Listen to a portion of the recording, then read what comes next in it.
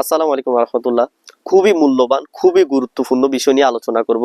আপনি যদি এই বিষয়টা মনোযোগ সহকারে শুনতে পারেন, ইনশাল্লাহ আমি বলবো আপনার দুনিয়া আখেরাত সুন্দর হয়ে যাবে।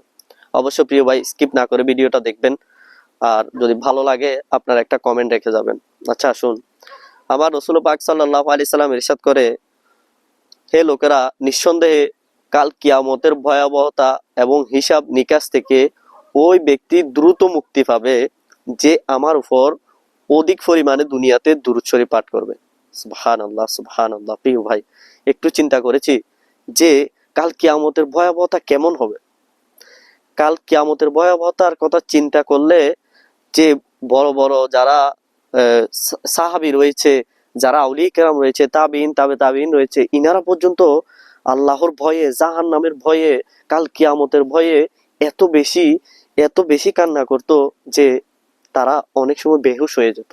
প্রিয় ভাই, আজ আমরা জাহান্নামের কথা শুনলে, কাল কিয়ামতের কথা শুনলে আমার আপনার কোনো পরিবর্তন মনের ভিতরে, অন্তরের ভিতরে আমি আপনি পাই না, উপলব্ধি করতে পারি না।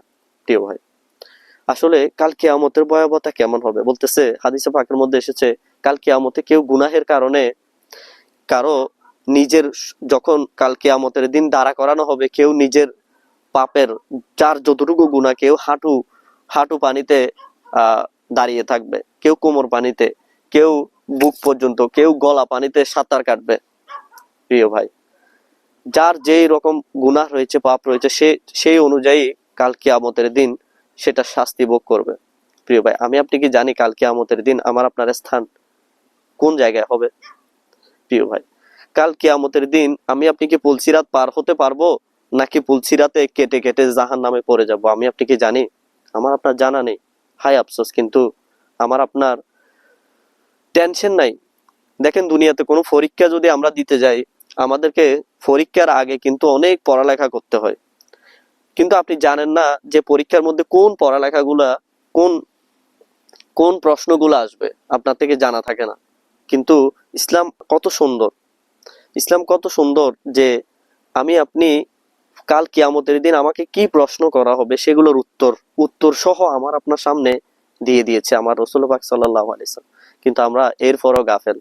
প্রিয় ভাই, আমি আপনি চাইলে কাল কিয়ামতের হিসাব নিকাশ থেকে দ্রুত মুক্তি পাওয়ার জন্য চাইলে দুরূদ শরীফ সর্বোত্তম একটা আমল হতে পারে। কেননা রাসূল পাক সাল্লাল্লাহু আলাইহি সাল্লাম আরো ইরশাদ করেন যে ওই ব্যক্তির নাক ধুলোয় মলিন হোক, যার নিকট আমার আলোচনা হলো, সে আমার নিকট দুরূদ শরীফ, সে আমার প্রতি দুরূদ শরীফ পাঠ করলো না। এবং শুধু তাই নয়, আরো ইরশাদ করে, যে ব্যক্তি আমার উপর দুরূদ শরীফ পাঠ করা ভুলে গেল, সে যেন জান্নাতের রাস্তা ভুলে গেল। নাউযুবিল্লাহ, নাউযুবিল্লাহ। প্রিয় ভাই, আজকে আমি আপনি কি দুরূদ শরীফ পাঠ করা আমার আপনার স্মরণ থাকে? এটা মামুলি কোনো বিষয় নয় প্রিয় ভাই, এটা দুনিয়াবি কোনো বিষয় নয়, এটা আখিরাতের মামলা, যেখানে একটু বেশ কম হবে আপনার থেকে চিরস্থায়ী জাহান্নামে জ্বলতে হবে। প্রিয় ভাই, তাই আসুন না, সময় থাকতে নিজেকে সংশোধন করে নেই।